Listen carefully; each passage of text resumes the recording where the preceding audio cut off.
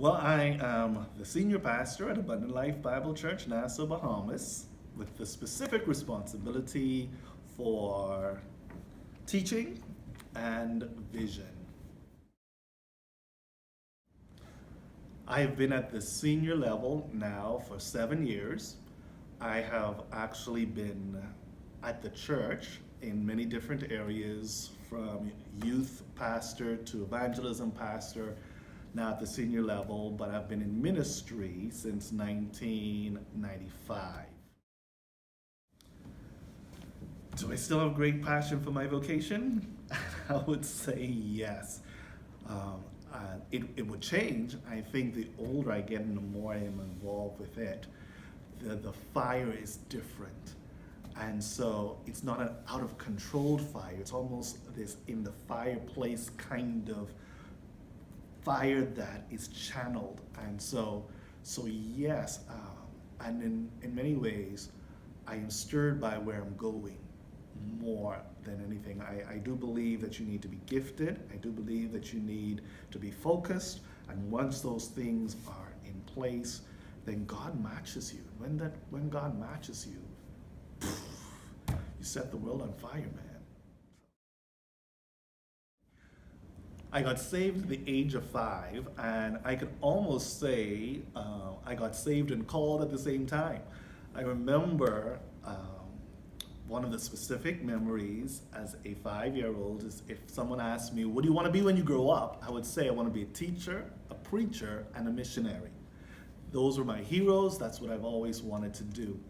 I remember in high school just my folks wanted me to go towards medicine. I wanted to go towards architecture. The Lord then made it very clear, ministry. I surrendered, and I've enjoyed the journey. I do have mentors. Actually, mentors are very significant in my life. Early on, my earlier set of mentors would have been my pastor and a teacher in high school, Oliver Terrence Darville. My pastor was one who encouraged me towards ministry.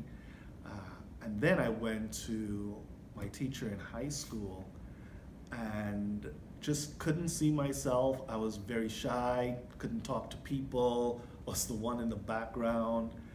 And he pushed me, and he actually is the one who saw something in me. And so I plugged into him, he really plugged into me and encouraged me to actually go and study the Bible.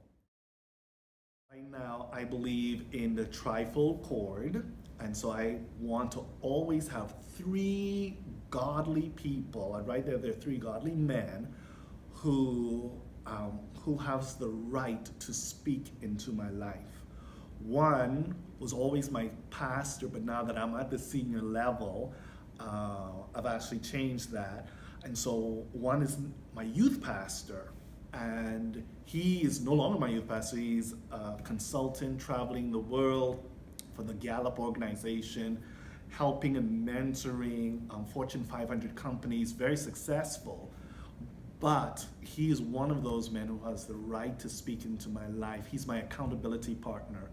He actually calls me on a weekly basis, finding out where I am. He knows enough about me to blackmail me and just keeps me accountable. And then I have a pastor from college, Jim Shetler, and an evangelist, Bill Rice. These 3 men, whatever major decision I do, if the 3 of them are not on page, I do not do it, and I'm serious with that. When I moved from evangelism to become a senior pastor, I went to them. If either of them were not on board with it, I would not have done it. And so these are 3 men who I believe love me enough to be truthful and tell me the hard things, and who I love enough that I will allow them to speak into my life. So yes, I still have mentors.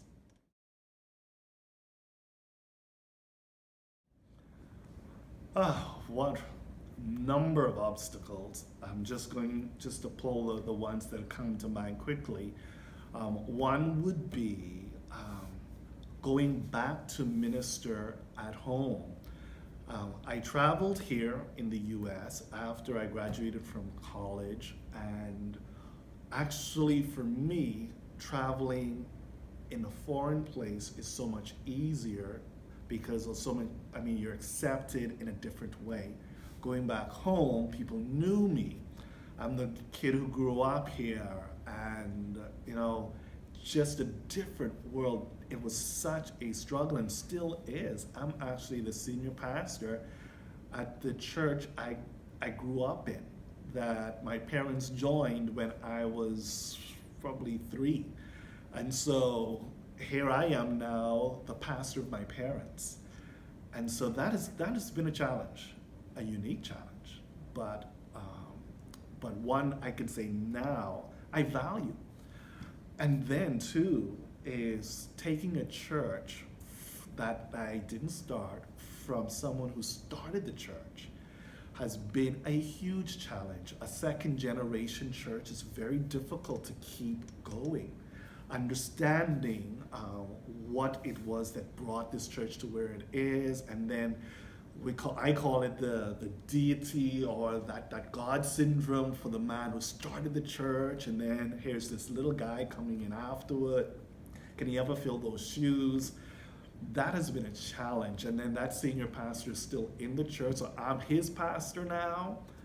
That was and still is a challenge, but one that right now as I look back, I wouldn't change it for the world, because it stretched me in ways I can't even imagine. Typical day for me is not typical. There are no typical days for me, and I think that's what I enjoy so much about what I do.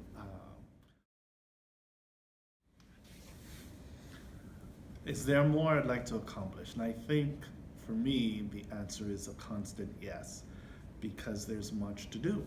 There's much to do in the Bahamas. There's much to do with church.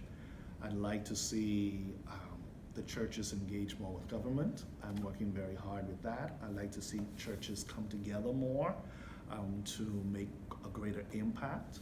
I'm really doing that. I'm looking at, even as a pastor, our church to be involved more with community. What does that look like?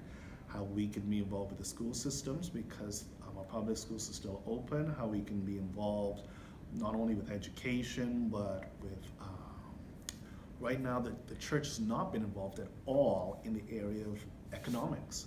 How ought we help young people be entrepreneurs?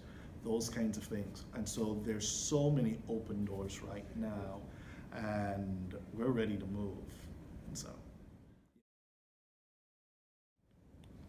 okay, what advice would I give to you? I would actually give this to any of my young men, especially those going into ministry. One is I would try to talk every one of them out of ministry, because I do believe if I could talk you out of it, you shouldn't be in it. And everyone I do, they don't know what I'm doing, but I really try to talk them out of it. And one, so that's the first thing. If you can have something that's in you so deep, so rooted that this is something that you believe God wants you to do, then we talk about what is your North Star, what is your big vision, where is it that you're going. I believe if you have a North Star, it creates purpose, it creates direction. And whatever your obstacles, whatever the highs, the lows, you can actually get through, because one, you know why you got here, and two, you know where you're going. Those two things will keep you balanced in the midst of whatever storms, whatever ups, whatever downs. And so I spend most of my time trying to find out, even for my young people, those two things. One, why are you here? If I could talk you out of going into this, let me do it. And then two, where are you going? What is your big dream? What keeps you going in the midst of it?